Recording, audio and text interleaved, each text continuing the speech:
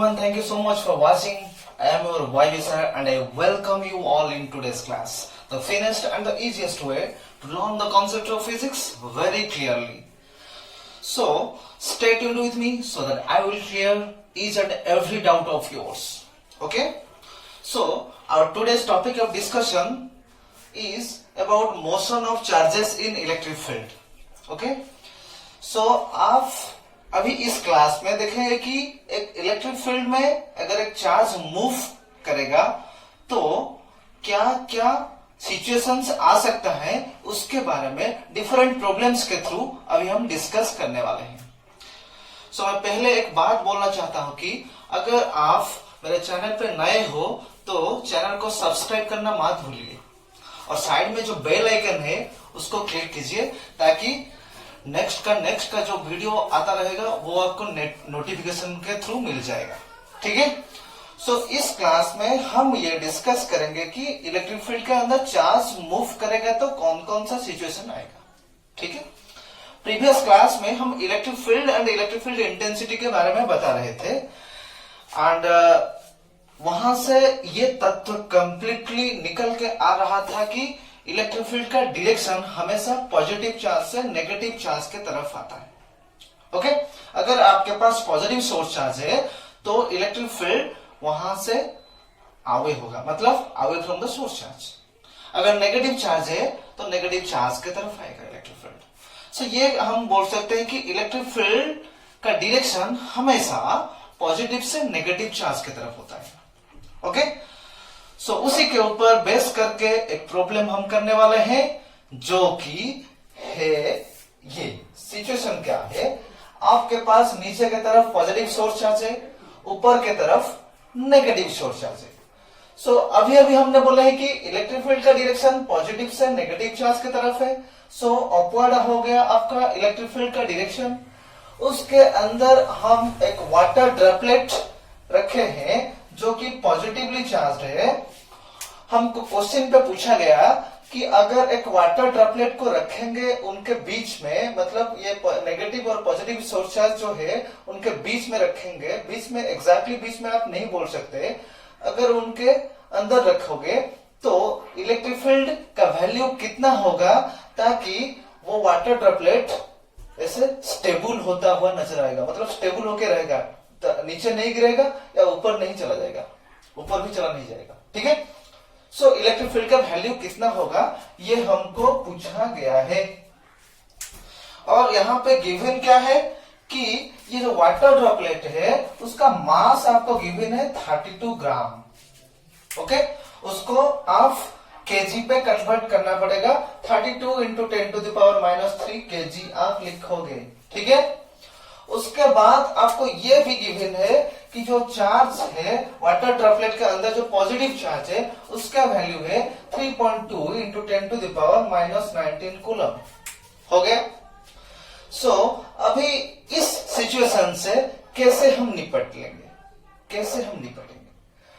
क्या करेंगे कि since this water droplet is in stable position, so downward weight of the water droplet will be equivalent to the force acting on it due to the electric field is upward and QE will be equal to mg. So यहां से हम ये लिख सकते हैं कि QE will be equal to mg। यहां से हम ये निकालना चाहते हैं कि electric field is how much, कितना आएगा, mg डिवाइडेड बाय, आप कैलकुलेट कर लिए ना, mg डिवाइडेड बाय q। हो गया? m का वैल्यू कितना है 32 गिवन है, q गिवन है, g आप ये लिख सकते हो कि 9.8 मीटर पर सेकंड स्क्वायर या फिर 10 मीटर पर सेकंड स्क्वायर आप ले सकते हो एक्सेलरेशन ड्यू टू ग्रेविटी का वैल्यू।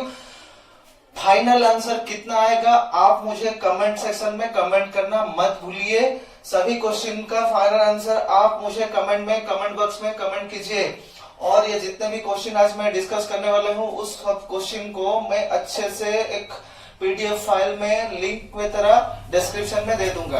ठीक है? सो कंप्लीट हो गया, इसका फाइनल आंसर आप निकालोगे। हो गया ना? सो नेक्स्ट क्वेश्चन की तरफ हम बढ़ेंगे। नेक्स्ट क्वेश्चन की तरफ बढ़ने से पहले आप अच्छे से ये देखिए।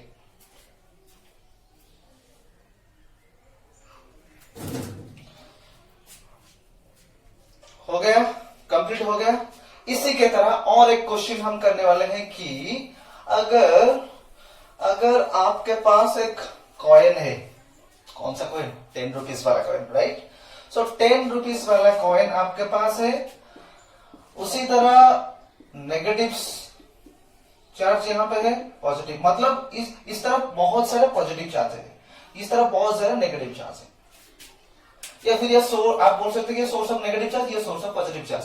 सो इलेक्ट्रिक फील्ड अपवर्ड की तरफ आएगा, अपवर्ड डायरेक्शन आएगा इलेक्ट्रिक फील्ड का। सो ये हो गया आपका इलेक्ट्रिक फील्ड। ओके, सो यहाँ पे एक कॉइन है आपके पास, क्या है, कॉइन है। ओके, सो क्वेश्चन यहाँ पे है कि आपको गिवन है इलेक्ट्रिक फील्ड कितना है, मास, इस कॉइन का मास है 1.6 ग्राम, उसको आप केजी पे कन्वर्ट कर लो, 10⁻³ केजी आपके पास चला आया, उसका मास गिवन है। इलेक्ट्रिक फील्ड क्या, इलेक्ट्रिक फील्ड कितना है, इलेक्ट्रिक फील्ड इज 10⁹ न्यूटन पर कूलम आपको भी गिवन है।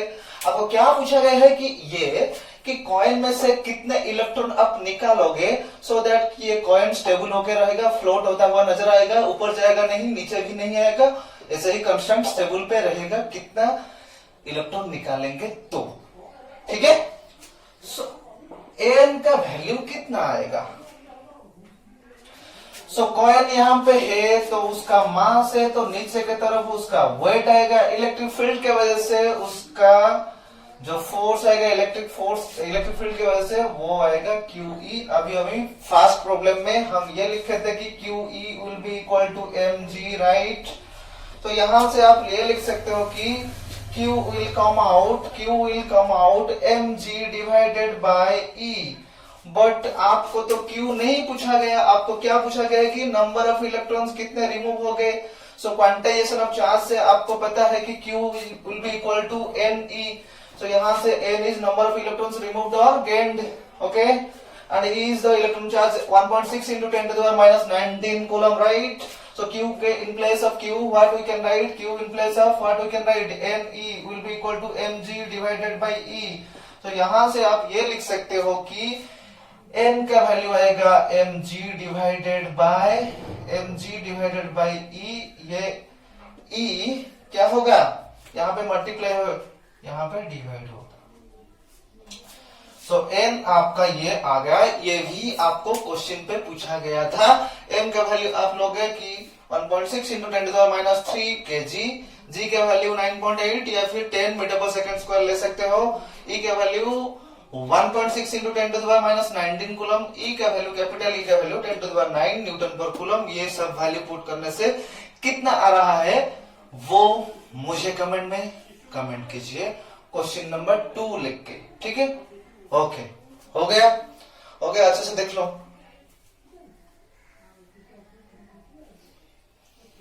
कंप्लीट हो गया।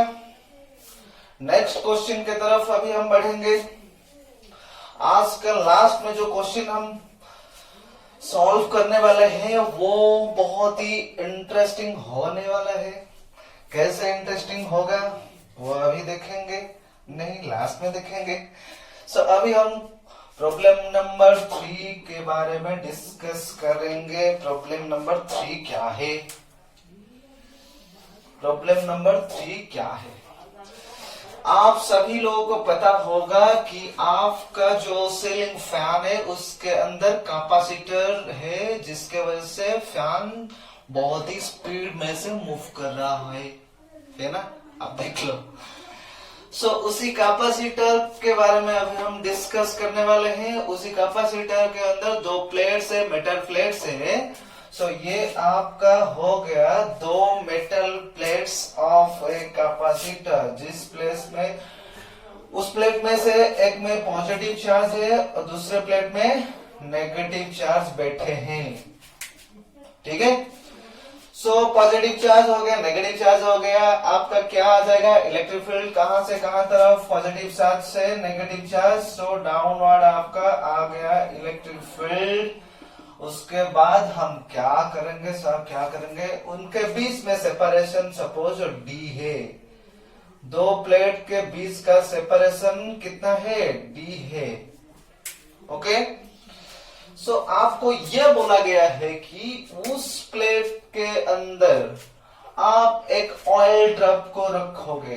किसको रखोगे? ऑयल ड्रॉप, जिसके अंदर 20 इलेक्ट्रॉन है। कितने इलेक्ट्रॉन? 20 इलेक्ट्रॉन्स, जो कि नेगेटिवली चार्ज है। अगर आपके पास 20 इलेक्ट्रॉन्स है तो क्वेश्चन में आपको यह पूछा गया है कि ये जो कैपेसिटर है उस दो प्लेट के अंदर पोटेंशियल कितना आएगा, वोल्टेज कितना होने से ये जो ऑयल ड्रॉप है, ये क्या है? ऑयल ड्रॉप है। सो ये ऑयल ड्रॉप यहाँ पे स्टेबल होके रहेगा, मतलब नीचे नहीं आएगा कि ऊपर भी नहीं जाएगा। सो पोटेंशियल कितना होगा तो जाके ये ऐसा सिचुएशन में रह सकता है। सो अभी हम बोलेंगे कि इसका वेट किस तरफ आएगा? डाउनवर्ड आएगा, mg हो गया। और इलेक्ट्रिक फील्ड नीचे के तरफ है, डाउनवर्ड है। वो जो डाउनवर्ड इलेक्ट्रिक फील्ड है वो उसके ऊपर अपवर्ड फोर्स अप्लाई करेगा, क्योंकि ये नेगेटिवली चार्ज है, यहाँ पे प्लेट्स पे पॉजिटिव चार्ज है। सो उस तरफ उसको अट्रैक्ट करने की कोशिश करेगा। सो ये हो जाएगा आपका electric force QE। So stable है तो क्या लिख सकते हैं कि QE will be equal to mg, right? Okay.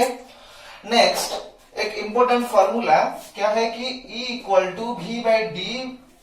First class का इलेक्ट्रिक फील्ड में बताया था कि एक यूनिट है वोल्ट पर मीटर। इस फॉर्मूला से वो डिराइव हुआ है और ये फॉर्मूला कैपेसिटर के चैप्टर में हम डिराइव करने वाले हैं। फिलहाल आज के लिए ये फॉर्मूला सिर्फ याद रख लो, क्योंकि ये फॉर्मूला यहाँ पे यूज हो रहा है क्योंकि ये कैपेसिटर है ना। ओके। सो Q हो गया, E का value is how much? V/d equal to mg आपका आ गया। आपको क्या पूछा गया है कि V का वैल्यू कितना आएगा, मतलब पोटेंशियल कितना आएगा, वोल्टेज कितना आएगा दो प्लेट्स के अंदर। So V will be equal to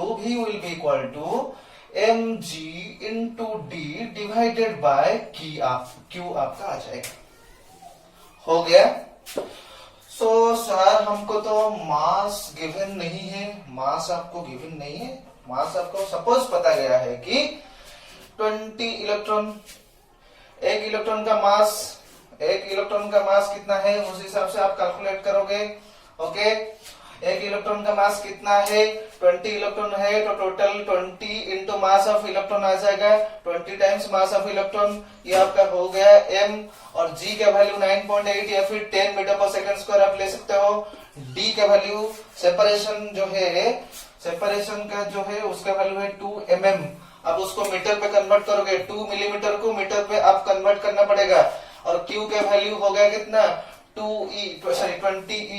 Q का वैल्यू कितना है? 20E, मतलब 20 into 1.6 into 10 to the power minus 19 coulomb. ये सब वैल्यू पुट करने से फाइनल आंसर क्या रहा है मुझे कमेंट में कमेंट करना मत भूलिए। प्रॉब्लम नंबर 3 कंप्लीट हो गया। उसके बाद प्रॉब्लम नंबर 4 के तरफ हम बढ़ेंगे। फिलहाल अभी के लिए अब ये उसको थोड़ा सा ओवरलुक कर लीजिए। ओके।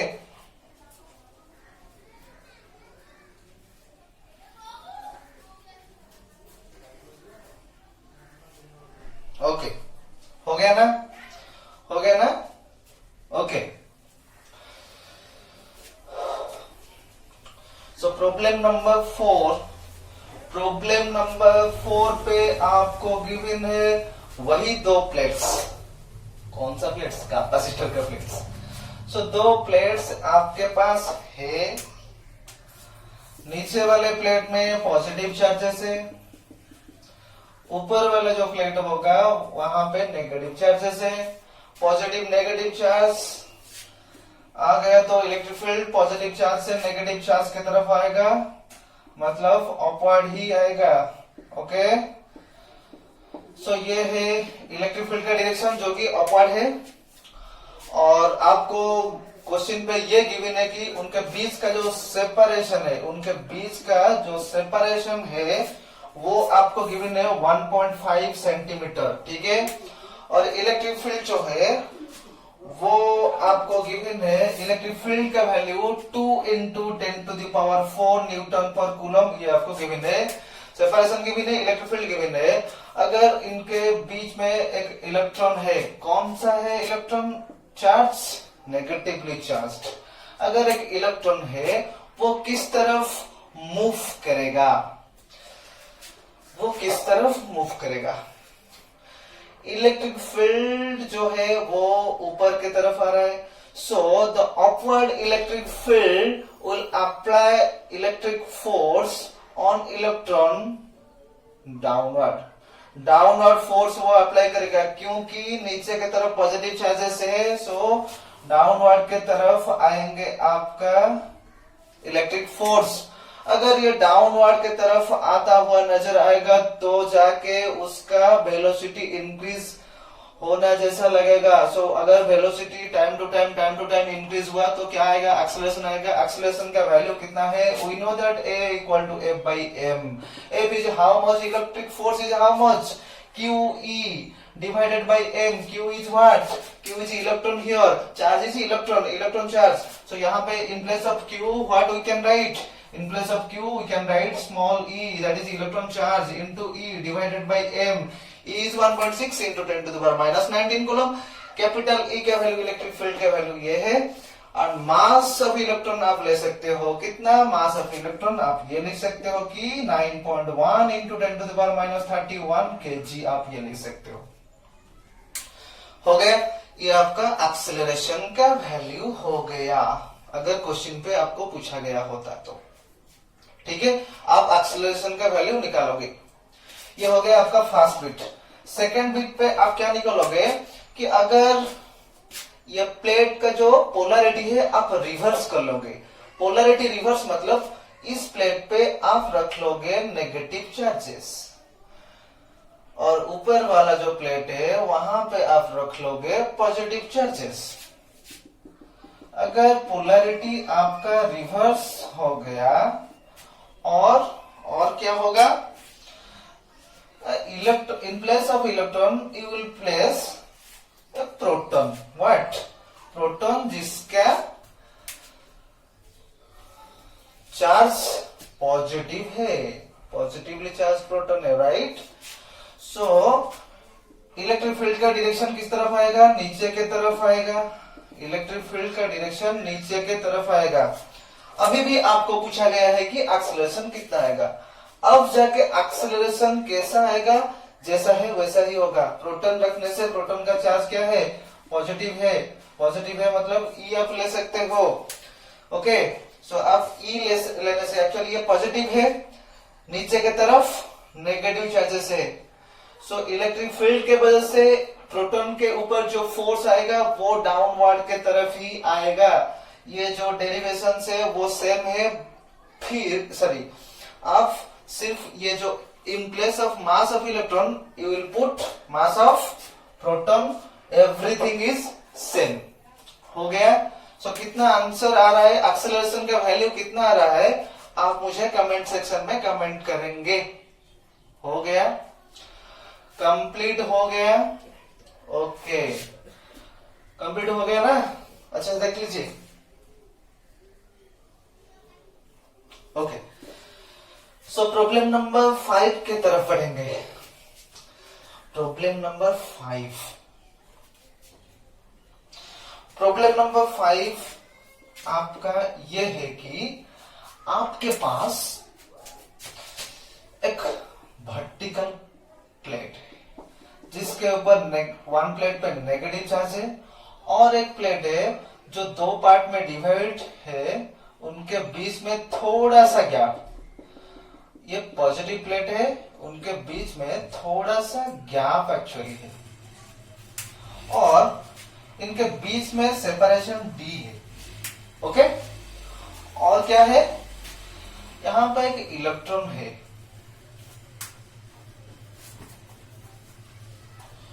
और यहां पे जो इलेक्ट्रिक फील्ड है किस तरफ आएगा? पॉजिटिव चार्ज से नेगेटिव चार्ज के तरफ आएगा electric field, right? So electric field का वैल्यू आपको गिवन है 18.2 into 10 to the power 5 Newton पर कूलम। और जो डी है आपके पास, जो डी है वो है 2 सेंटीमीटर।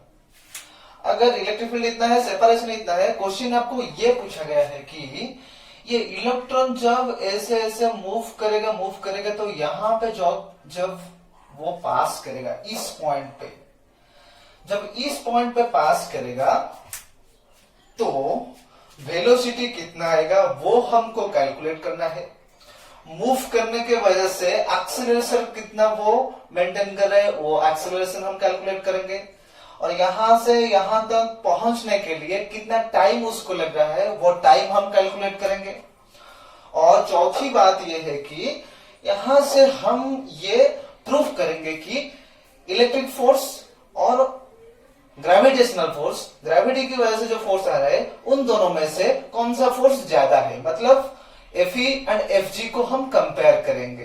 ठीक है, सो ये 4 बीट्स हम करेंगे। फर्स्ट बीट क्या है कि एक्सीलरेशन कितना आएगा वो कैलकुलेट करेंगे। सेकेंड बीट में आप इस पॉइंट में पहुंचने के लिए जब पहुंचेगा तब जाकर वेलोसिटी कितना आएगा, और थर्ड बीट में टाइम कितना लगेगा यहां से यहां तक पहुंचने के लिए। फोर्थ बीट में आप कंपेयर करोगे, कंपेयर Fe एंड Fg। ये चारों बीट आप इस क्वेश्चन में सॉल्व करने वाला है। ठीक है, सो एक्सेलरेशन के लिए हम क्या करेंगे कि इलेक्ट्रिक फील्ड यहाँ पे पॉजिटिव चार्ज से नेगेटिव चार्ज मतलब लेफ्ट के तरफ आ रहा है। ये जो लेफ्ट के तरफ जो इलेक्ट्रिक फील्ड है वो इलेक्ट्रॉन के ऊपर राइट के तरफ फोर्स अप्लाई करेगा ताकि वो राइट के तरफ मूव करेगा, क्योंकि यहाँ पे पॉजिटिव प्लेट्स है। सो इलेक्ट्रॉन राइट के तरफ मूव करेगा, राइट के तरफ मूव करेगा तो इनिशियली इलेक्ट्रॉन रेस्ट पे होगा। सो इनिशियली रेस्ट पे है, फर्स्ट बीट हम सॉल्व करने वाले हैं, इनिशियली रेस्ट पे है तो हम इनिशियल वेलोसिटी कितना लिख सकते हैं, 0 लिख सकते हैं। ठीक है, धीरे धीरे ये मूव करना शुरू करेगा तो उसका वेलोसिटी इंक्रीज होगा, इंक्रीज होने से एक्सेलरेशन आ जाएगा। एक्सेलरेशन कितना आएगा, F/m हमको पता है, इससे पहले भी हम क्वेश्चन ये सॉल्व कर चुके हैं। सो F यहाँ पे कितना है, इलेक्ट्रिक फोर्स यहाँ पे कितने इलेक्ट्रॉन के ऊपर इलेक्ट्रिक फोर्स कितना आ रहा है, हम ये लिख सकते हैं कि E आ रहा है, right, that is electric force. Electric force is E times electric field divided by m। E का वैल्यू आप 1.6 इंटू 10⁻⁻19 कूलम यूज कर सकते हो। कैपिटल E मतलब इलेक्ट्रिक फील्ड का मैग्नीट्यूड ये गिवन है। मास अब इलेक्ट्रॉन का मास 9.1 इंटू 10⁻31 kg आप यूज करने से फाइनल आंसर एक्सेलरेशन कितना आ रहा है वो मुझे कमेंट कीजिए, राइट। नेक्स्ट बीट बी में आपको पूछा गया है कि इस पॉइंट में पहुंचने के लिए जब पहुंचेगा तब जाकर वेलोसिटी कितना आएगा, इनिशियल वेलोसिटी अगर 0 है तो फाइनल वेलोसिटी कितना आएगा इस पॉइंट में पहुंचने के लिए। सो ये d डिस्टेंस कवर अप कर रहा है। सो हम क्या करेंगे कि आपका जो इक्वेशन ऑफ मोशन है काइनेमेटिक्स के चैप्टर में फर्स्ट ईयर में था, वहां से आप ये फॉर्मूला यूज करोगे। कौन सा फॉर्मूला यूज करोगे, थर्ड इक्वेशन था b² is equal to u² plus 2as। यहाँ पे u क्या है, u यहाँ पे इनिशियल वेलोसिटी जो कि 0 है। सो ये टर्म 0 हो गया, तो b² will be equal to 2a। s is what, distance covered by the particle. Distance covered कितना है, d है, सो ये d डिस्टेंस हो गया। सो फाइनली आपको v हो गया 2ad √ 2। You can calculate a value of a from first beat. D का वैल्यू आपके पास 2 सेंटीमीटर है, उसको मीटर पे कन्वर्ट कर लीजिए, हो गया आपका सेकंड बीट हो गया। थर्ड बीट आपको पूछा गया है टाइम कितना लगेगा यहां से फर्स्ट प्लेट से सेकंड प्लेट में पहुंचने के लिए, और इस पॉइंट पे पहुंचने के लिए एक्चुअली कितना टाइम उसको इलेक्ट्रॉन को लग रहा है, उसको कैलकुलेट करने के लिए वही equation of motion, equation of kinematics आप यूज कर सकते हो, जो कि सेकंड इक्वेशन है। कौन सा इक्वेशन है आप लोगों को पता हो गया होगा, नहीं आप लोगों को पता है ना, s equal to ut plus half at square, s equal to ut plus half at square. Initial velocity 0 होने की वजह से फर्स्ट टर्म 0 हो जाएगा। यहां से आप ये कैलकुलेट कर सकते हो कि s इज d मतलब डिस्टेंस, d डिस्टेंस कवर कर रहा है मूव करने से, सो d will come out half at square. यहां से आप लिख सकते हो कि t will come out how much, t will be equal to 2d divided by a square root। तो square root of 2d divided by a 2 हो गया। डी कितना है 2 सेंटीमीटर, 2 इंटू सेंटीमीटर को मीटर को कन्वर्ट करोगे 2 into 10 to the power minus 2 आपको आ जाएगा। ए का वैल्यू फर्स्ट बीट में से। अब लिख सकते हो थर्ड बीट, तीनों बीट कंप्लीट हो गया, फोर्थ बीट कैलकुलेट करेंगे अभी तक देख लो कितना हो गया कंप्लीटली, या फिर आप स्क्रीनशॉट ले सकते हो गया ना। अब देख लो अच्छे से